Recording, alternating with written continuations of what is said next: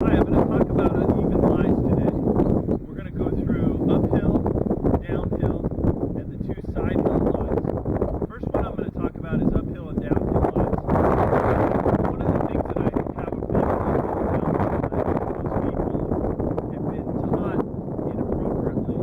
They haven't been actually given good information, and that's a pretty strong statement. We don't hear that very much in golf instruction, where we say that we've been telling people the wrong thing very often. And the reason why I say that is because if you really get technical with an uphill and downhill line by telling somebody that you get your shoulders parallel to the slope, which is what most people have been told, it's actually incorrect. And I'm going to show you why that's incorrect. If I'm on the crest of this hill here, it's pretty flat. If you notice that when I address the ball, I'm playing left-handed here. When I address the ball, because my trail hand is lower on the grip, it actually places my left shoulder slightly lower than my right shoulder. So if you were to draw a line or put something along my shoulder line and compare my shoulder line to the ground, my shoulders aren't actually parallel. So most of our golf shots that we hit, our shoulders are never parallel to the ground. But yet when we get somebody on an uphill or a downhill lie, we tell them that they need to get their shoulders parallel to the slope. There's a better way to do it. I'm going to show you how to do it. And if you look at me, again, set up on flat land, you're going to notice that within a degree or two, my hip line or my belt line is parallel to the ground. That is the most important key to setting up on uphill or downhill lies. What I want you to do is think of your belt line or your hip line. So I'm going to walk over here and I'm going to address the ball on an upslope.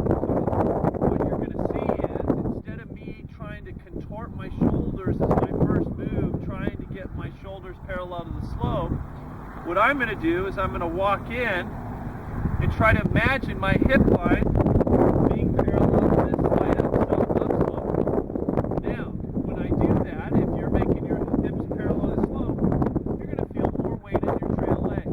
That is perfectly okay to have more weight on your back leg, because we are trying to make our body basically be perpendicular to the slope like we are here. So I come over here, I'm very relaxed with my grip and my arms. I set my feet first, I get my belt parallel to the slope, and then I just let my arms hang. So my shoulders are relaxed. I don't feel like I'm trying to contort my upper body to get in the right position. Now, uphill and downhill slopes come in different extremes. This is probably 4 or 5 degrees upslope. That's not a lot. Sometimes it's more. There's going to be times where if it's pretty extreme, you might end up hitting the ball and not actually getting on your back toe like we do on most shots. That's fine, because the most important part is getting the good contact. Another thing that we know about this uphill lie is it's going to add to the club face. That's how many degrees of loft that's going to add. So if there's 4 degrees upslope, typically your clubs in your bag are about 4 degrees difference, and that's going to add to the club.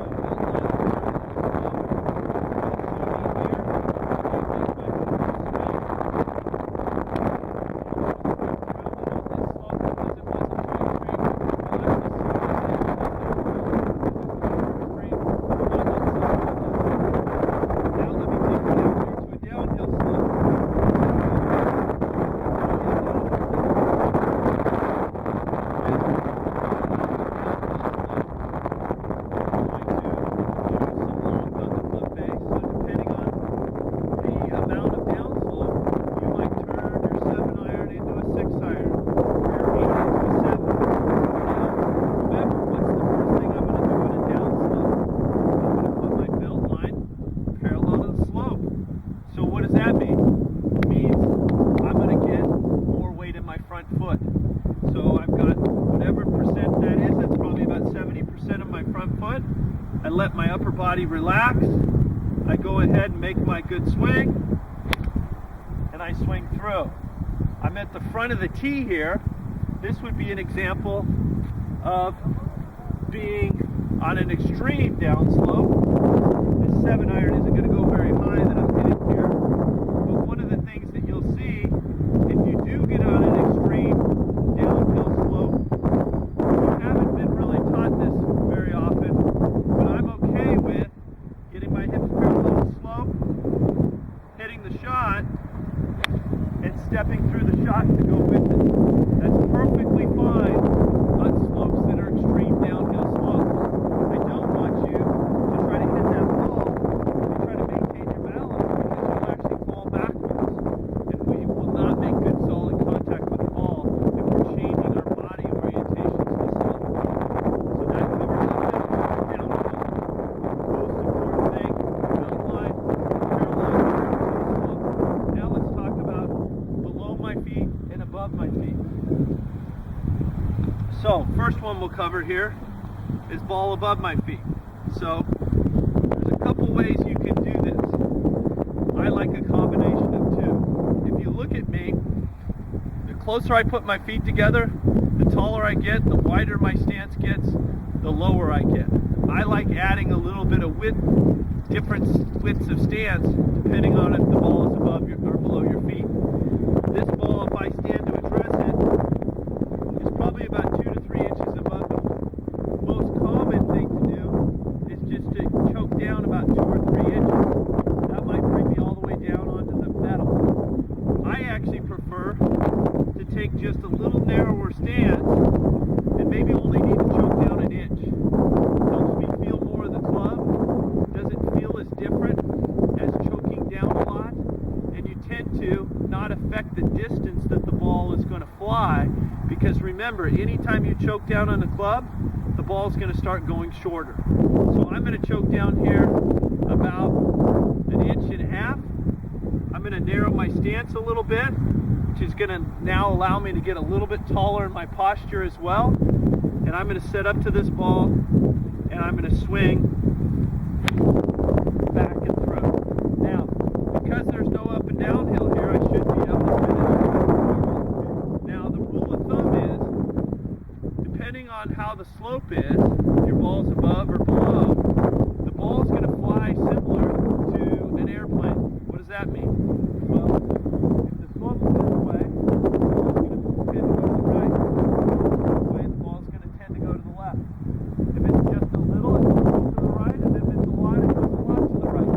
So you can just change your aim depending on how much you think the slope is going to make the ball naturally curve. For everybody, that's different. We don't have too many people that hit the ball straight all the time. Some people have a little slight draw or maybe a slight fade in their shots. That will factor in. So there's no perfect formula there on how much it's going to curve the ball. Just remember, the more extreme it is, the more it tends to make the ball curve. Let's go with the last slide. I'm going to, if you'll back up for me, I'm going to do ball below my feet. So now I'm putting the ball about 2 inches below my feet. So on the ball below our feet, this is actually the hardest lie typically for most people. And the reason for that is, as most people try to swing the club, we have this tendency to come up a little bit. And with the ball below your feet, it's very difficult if you come up just a little bit in your swing. It's tough to hit the ball solid and not top it. Now, what I like to do is use this trick that I like, which is the stance width. So when I set up to this shot, because it's below my feet, I'm choking down. Now, we can't make the clubs any longer. There's no extension that we can put in the club. We're just going to maximize what we can with the club. We're going to widen our stance a little bit. So now, the wider stance gets me lower. I'm going to have to hinge a little bit more in my posture, and that helps me get down. Now I'm going to make my swing, and what you're going to see there is that I was able to follow through and post up normally. Now, because the ball's below your feet,